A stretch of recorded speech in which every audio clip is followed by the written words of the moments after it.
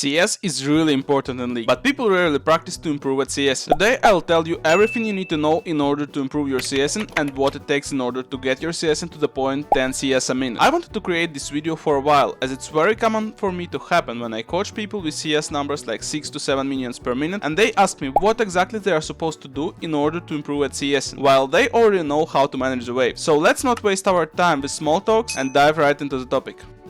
The best way to CS better is to go into the practice tool and simply practice your last hit against minions with regular starter items. You heard it right, there is absolutely no need to practice against real players as long as you keep low last hit level. Once you get to the point of 10 CS per minute, we need to make the challenge real difficult. We do the same, but this time no skills, no items, only auto attacks are allowed. The main reason why it's a great way to practice your last hit is because it will teach you how to manage every auto attack you do, so you will still have time to plan how much time do you need before the next auto attack to make sure you can do an executing hit to that minion. But I know you're not here for this, so let's look at some tips. CSing consists of 4 things. First is knowing your attack damage, which is highlighted with red whenever you auto-attack the minion. Second is the distance between you and the minion. Third is projectile speed, or the effective time your auto-attack will take to reach the minion. And fourth is the damage rate of your minions damaging the enemy minion. When we last hit, we all think about these 4 things consciously or unconsciously. But what if you can completely take out 2 factors and only have to think about the remaining 2? If you CS right next to the enemy minion, you don't have to think about the projectile speed or the distance to the minion. This is why it's easier to CS with melee champs. So get close to the minions and CS when the enemy is away from the lane. This soft tip will help you to avoid losing 1 to 3 minions away that you normally would lose, especially if you are CSing under tower. However, this trick is helpful in almost any case when you are trying to last hit. It will dramatically increase your CS, as I said, 1 to 3 minions away. But if we speak about 10 waves, on an average that will grant you an extra 600 gold every 5 minutes. Another important tip is that you need to use the S key to cancel your auto attacks. Attacks can't be cancelled once they are casted, and your attack will be on a so-called cooldown, which we normally call this attack speed. Because of this, if you attack too early, you'll miss that minion. But if you press S key before attack is casted, you can cancel that attack. The main advantage it gives you is that you can re-attack right away and still get the minion you've been planning to last hit. Get used to cancelling your attacks and re-attack on the right timing. You can kill this minion right now, but it's better to wait for the next tower shot and attack right before it hits the minion. This gives you enough time to prepare for the other CS, and with more time you can CS better under tower. Pro players always do this to CS easily under tower with extended time to get more minions. We all know that tower targets cannon minions first, but which of these 2 minions does it target after the cannon minion? The center of the tower aggro range is not actually at the center, but it's here. That's why the first minion who is getting focused is closer to the top. Knowing the order of minions getting tower aggro can help you to CS better. Before we go to the next part, make sure to hit this subscribe button so you don't miss new videos that will eventually help you to become better at League.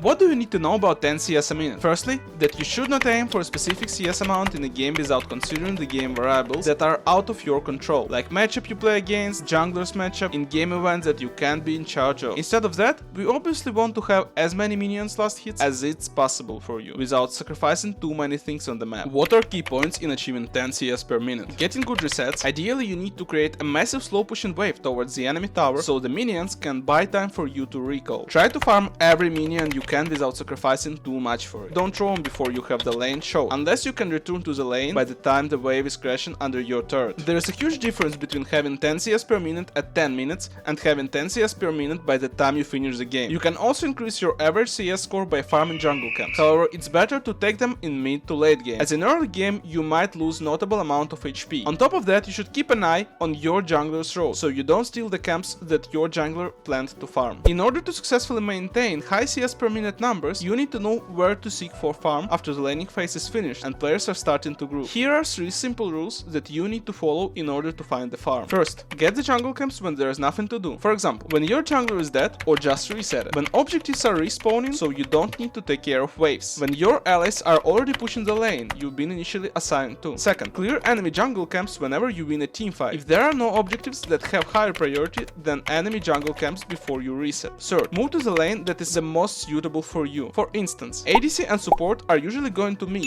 so they have pressure on both objectives. Solo laner with teleport can go to the opposite part of the map from the objective that you are planning to contest, so they will join a fight when it's time, and the other solo laner who doesn't have TP can stay on the lane that is closer to an objective you need. Taking bad trades which result you in losing HP, which later makes you giving up the position to last hit. Poor wave management, which makes you die into the enemy jungler as you didn't have the wave set the way you need. Bad reset timers that are making you lose CS every time you base. Not understanding the damage you do with your autos and spells in early game. The most essential is early game at this point, as in mid and late game you're able to one-shot waves. In case you're missing CS during the laning phase, make sure to be as transparent as possible with yourself about why you are missing CS, so you can understand the ways of fixing the issue you have. In order to minimize the CS loss, every time you base you have to prepare the wave so that it will be crashing under the enemy tower, so the next wave will be slowly pushing towards you. This way you win yourself time to come back to lane with minimal to no minion losses. Another thing worth mentioning is that when you return to the lane, you can carefully last hit minions you want without risks of being ganked because you are overstepping for the last hits. So what are the best recall timers we are looking for in order to find as much farm as possible during the early game? When I play the games myself, I usually use waves 3, 6 and 9 for recalls with a minimal CS loss, as those waves consist of 3 melee, 3 ranged minions and a cannon minion, so it takes longer for the enemy players to push the wave back. In case if you are a support player, that's one of the best timers you can use to gank an enemy mid laner after the first time you recall, as even in the highest possible ranks people underestimate the support roam after first reset and rarely expect you to do so. Another thing that you might learn on your way to getting your CS numbers really high is mastering the wave management. When I'm saying that you need to master wave management, I don't only mean that you need to learn how to slow push or freeze. What I mean is that you need to exactly understand what you are doing that for. What is the reason to push this wave? What you can do while the enemies are forced to catch the wave under the turret. There's nothing difficult to learn how to manage the waves, but it's essential to understand what this knowledge brings you and how it can be used in a real game. If you want to learn what wave management is and how it can help you in your league games, make sure to check our previous video that will help you to get a grasp of League of Legends wave management in under 5 minutes. I know that a phrase like set proper priorities sounds too abstract, but if you have to choose whether you want to help your team get this Drake or want to get 4 waves under your turret, what would you choose? I'm not saying that you should never help your allies, don't get me wrong, but what I'm trying to say is try to analyze your decisions before you make them. Is it really worth it for you to go there? What happens if you don't go there? What do you have to sacrifice to go there and what will be the consequences? I hope this brings some clarity to what exactly I mean. I don't have to give up all the resources for the sake of doing a play with your team. However, you should value how important that play is and what your team can get in return if you join your allies. But that's it for today. Hope you enjoyed the video and I helped you to fix problems you had on your way to achieving consistently high CS numbers. Let me know in the comment section below the video which tricks out of those I mentioned you use in your own games. Take care and see you in the next video.